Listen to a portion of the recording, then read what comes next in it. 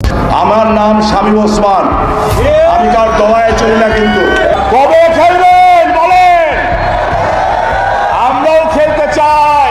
সাবেক আইজিপি বেনজির আহমেদের পর এবার মধ্যপ্রাচ্যের বিলাসবহুল শহর দুবাই থেকে একটি অত্যন্ত চাঞ্চল্যকর খবর ডালপালা মেলছে।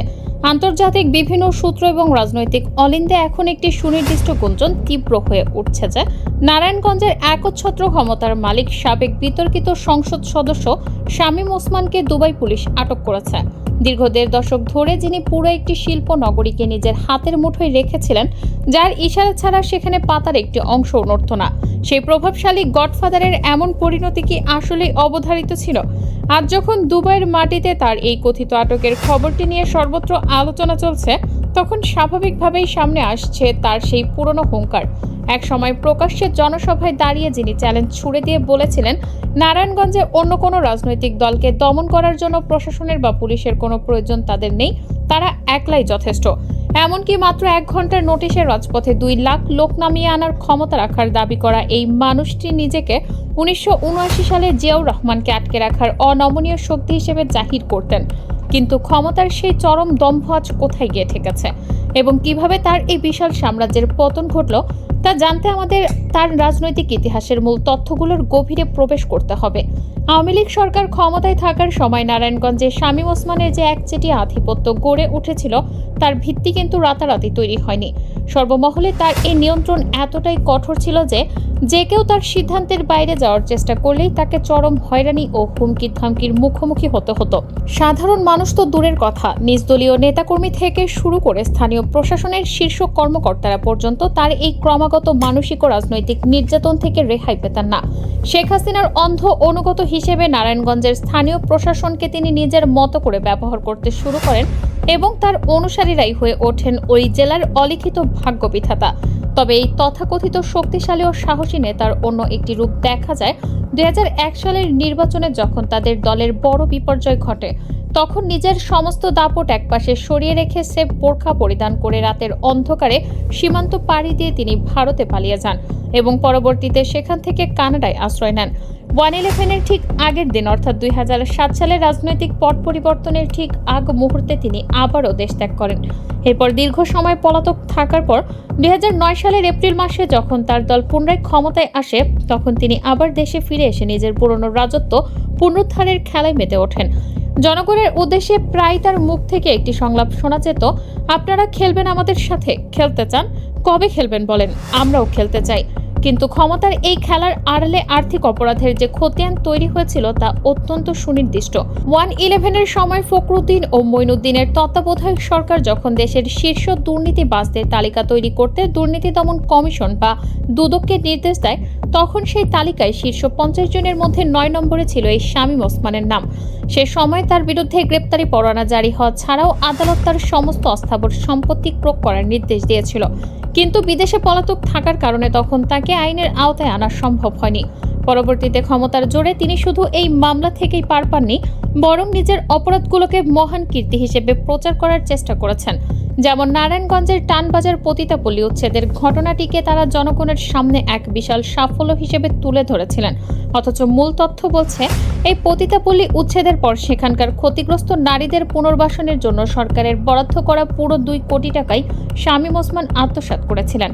কোনো পুনর্বাসন না পেয়ে সেই নারীরা এবং তাদের বংশধরেরা জীবিকার তাগিদে নারায়ণগঞ্জ ছেড়ে পার্শ্ববর্তী বিভিন্ন শহর ছড়িয়ে পড়ে, যা এই নিষিদ্ধ পোশাকে আরও বিস্তৃত করে তোলে। এখানেই শেষ নয়, শীতলক্ষ্যা ও বুড়িগঙ্গা নদীর বিভিন্ন ঘাট থেকে চলাচলকারী জাহাজ থেকে জ্বালানি তেল চুরির যে বিশাল সিন্ডিকেট, তা পরিচালিত হতো তার অনুগত বাহিনীর মাধ্যমে। এছাড়া ফুটপাত দখল করে হকারদের কাছ থেকে চাঁদা আদায়, বাস ও গণপরিবহন টার্মিনাল থেকে দৈনিক লাখ লাখ টাকা তোলার প্রতিটি সিন্ডিকেট সরাসরি শামীম ওসমানের নির্দেশে নিয়ন্ত্রিত হতো। তার এই অবৈধ অর্থনৈতিক সাম্রাজ্যের পরিধি কত বড় ছিল তার আরেকটি বড় প্রমাণ মেলে ২০১৪ সালের একটি ঘটনায়। সে বছর শামীম ওসমানের বিরুদ্ধে অবৈধ ভিআইপি ব্যবসায় জড়িত থাকার সুনির্দিষ্ট তথ্য প্রমাণ পাওয়া যায়। খোদ সরকারের একটি উচ্চ পর্যায়ের মন্ত্রিসভার বৈঠকে তৎকালীন টেলিযোগাযোগ ও তথ্য প্রযুক্তি মন্ত্রী আব্দুল লতিফ সিদ্দিকী সরাসরি শামীম ওসমানের বিরুদ্ধেই অবৈধ ব্যবসার অভিযোগ তোলেন। তদন্তে দেখা যায় শামীম ওসমানের স্ত্রী লিপি ওসমান এবং ছেলে অয়ন ওসমানের নামে থাকা 2টি কোম্পানির ইন্টারন্যাশনাল গেটওয়ে বা ICW লাইসেন্স ব্যবহার করে এই জালিয়াতি করা হচ্ছিল। যার ফলে বিটিআরসি তাদের লাইসেন্স বাতিল করতে বাধ্য হয়। শামীম ওসমানের মালিকানাধীন কে কমিউনিকেশনস নামক প্রতিষ্ঠানের কাছে বিটিআরসির বকেয়া পাওনার পরিমাণ ছিল প্রায় ৭৮ কোটি ২০ লাখ টাকা, যা তিনি ক্ষমতার দাপটে কখনোই পরিশোধ করেননি। শুধু তাই নয়, ২০১৪ সালের ৫ জানুয়ারির বিতর্কিত ভোটারবিহীন নির্বাচনের পর শামীম ওসমান তৎকালীন প্রধানমন্ত্রীর অন্যতম প্রধান রাজনৈতিক লাঠিয়ালে পরিণত হন।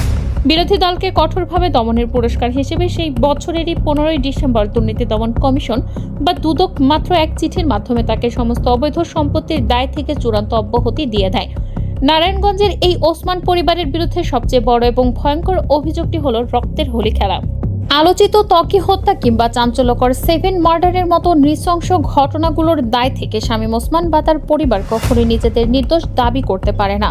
২০১৩ সালের ৬ মার্চ বিকেলে নারায়ণগঞ্জের চাঁদাবাজ ও ভূমিদস্যুদের বিরুদ্ধে সোচ্চার কণ্ঠস্বর নাগরিক আন্দোলনের নেতা রফিউর রাব্বির মেধাবী সন্তান তানভীর মোহাম্মদ ত্বকী নিখোঁজ হন। মূলত রফিউর রাব্বিকে স্তব্ধ করে দেওয়ার জন্যই তার সন্তানকে টার্গেট করা হয়েছিল। শামীম ওসমানের ভাই নাসিম ওসমানের ছেলে আজমেরি ওসমানের নিজস্ব টর্চার সেলে ত্বকীকে নিয়ে গিয়ে নির্মমভাবে নির্যাতন করে হত্যা করা হয়। জনদাবির মুখে যখন প্রশাসন নড়েচড়ে বসে, তখন এই হত্যাকাণ্ডের সাথে জড়িত থাকার অভিযোগে আজমেরি ওসমানের ক্যাডার সুলতান শওকত ভ্রমর গ্রেফতার হন। আদালতে দেয়া স্বীকারোক্তিমূলক জবানবন্দিতে ভ্রমর স্পষ্টভাবে স্বীকার করেন যে আজমেরি ওসমানের নেতৃত্বে সেই রাতে ত্বকীকে নির্মমভাবে হত্যা করা হয়েছিল এবং এই কিলিং মিশনে ওসমান পরিবারের বেশ কয়েকজন ভাড়াটে খুনি অংশ নিয়েছিল। এই সত্য প্রকাশ করার অপরাধে পরবর্তীতে একটি জাতীয় পত্রিকার স্থানীয় অফিসে আজমেরি ওসমানের অনুসারীরা লাঠি সোটা নিয়ে হামলাও চালিয়েছিল। ওসমান পরিবারের এই সদস্য আজমেরি ওসমানের খুনের ইতিহাস অত্যন্ত দীর্ঘ। অন্তত 16টি সুনির্দিষ্ট হত্যাকাণ্ডের সাথে জড়িত থাকার অভিযোগ থাকা সত্ত্বেও শহরের বুকে তিনি অস্ত্র নিয়ে দাপিয়ে বেড়াতেন, কিন্তু তার বিরুদ্ধে মামলা নেওয়ার সাহস স্থানীয় পুলিশের ছিল না। ১৯৯৮ সালে চাষাড়া বালুর মাঠ এলাকায় তাদের বাড়ির কেয়ারটেকার নুরুন নবীকে হত্যার মাধ্যমে তার এই রক্তক্ষয়ী অধ্যায় শুরু হয়, কারণ নুরুন নবী তার গতিবিধির সম্পর্কে বাবা নাসিম ওসমানকে তথ্য দিয়েছিলেন। এরপর সেই পুরো পরিবারটিকে আর কোনোদিন নারায়ণগঞ্জে খুঁজে পাওয়া যায়নি। কিন্তু ক্ষমতার এই অন্ধকার অধ্যায়ের চূড়ান্ত অবসান ঘটে ২০২৪ সালের বৈষম্য বিরোধী ছাত্র আন্দোলনের সময়। সে সময় আর পর্দার আড়ালে নয়, বরং প্রকাশ্য দিবালোকে স্বয়ং শামীম ওসমান এবং তার পুত্র অয়ন ওসমানকে ভারী আগ্নেয়াস্ত্র হাতে নিয়ে নিরস্ত্র ছাত্র জনতার ওপর নির্বিচারে গুলি চালাতে দেখা গেছে। কিন্তু ছাত্র জনতার অভূতপূর্ব গণ অভ্যুত্থানের মুখে যখন স্বৈরাচারী সরকারের পতন ঘটে, তখন আবারও সেই পুরনো কায়দায় দেশ ছেড়ে পালিয়ে যান এই গডফাদার। আজ ২০২৬ সালের এই সময়ে এসে দুবাই পুলিশের হাতে তার এই সম্ভাব্য আটকের গুঞ্জনটি প্রমাণ করছে যে পৃথিবীর কোনো নিরাপদ আশ্রয় আসলে পাপের হাত থেকে বাঁচার উপায় নেই।